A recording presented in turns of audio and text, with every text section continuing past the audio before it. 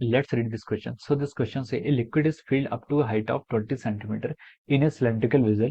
The speed of the liquid coming out of a small hole at the bottom of the vessel is okay. G की value हमें 10 metre पर second इसका लेनी okay.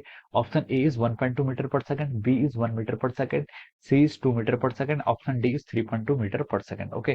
तो चलिए बच्चों अब हम इस क्वेश्चन को स्टार्ट करते हैं.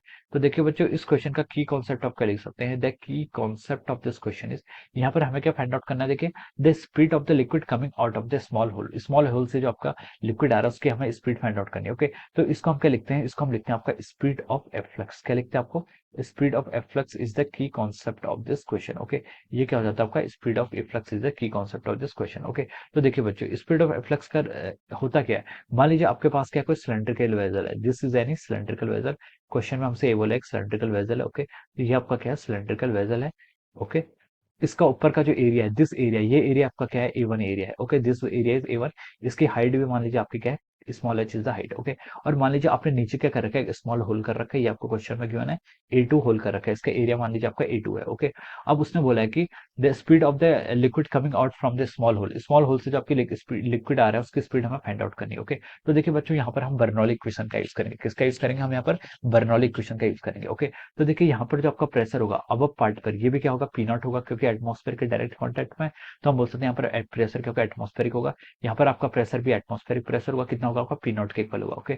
तो फ्रॉम द बर्नौली इक्वेशन, अगर हम यहाँ पर बर्नौली इक्वेशन का यूज करें तो देखिए हम पहले यहाँ पर बर्नौली लगाते हैं अपर पार्ट में. ये कितना हो जाएगा, P naught plus half of our rho, मान लीजिए इसकी डेंसिटी है तो लिख सकते हैं हाफ रो वन वी का स्क्वायर प्लस ऑफ आवर कितना हो जाएगा rho into G into H. क्या होगा, half into rho into G into H. ये क्या आपका प्रेशर डिफरेंस आ गया ओके. रोजेज क्या आ गया आपका, potential difference, sorry pressure difference के लिए टर्म आ गया ओके. अब देखिए ए2, इस पॉइंट पर देखिए ए2 पर क्या लिख सकते हैं. देखिए प्रेशर आपका क्या है, पी नॉट है प्लस ऑफ हम इसको हम किसके इक्वल लिखेंगे, plus of our half rho into our V2 का स्क्वायर. और V2 की आपकी वेलोसिटी ऑफ एफ्लक्स है ओके.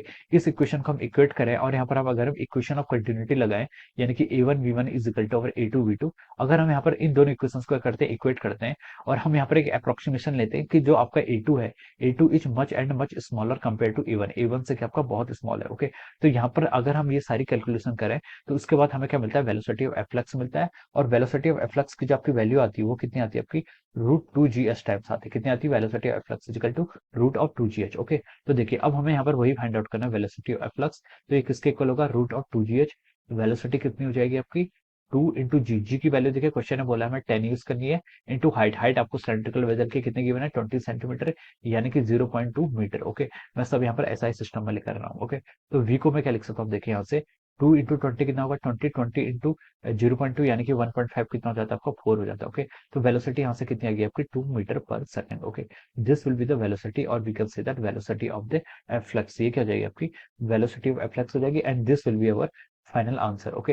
तो देखिए ये किससे मैच कर रहा है, ये आपका ऑप्शन सी से मैच कर रहा है ओके. किससे मैच कर रहा है, आपका ऑप्शन सी से मैच कर रहा है. So we can say that the correct answer of this question is our option C. क्या हो जाएगा इस क्वेश्चन का आपका करेक्ट आंसर हो जाएगा ओके.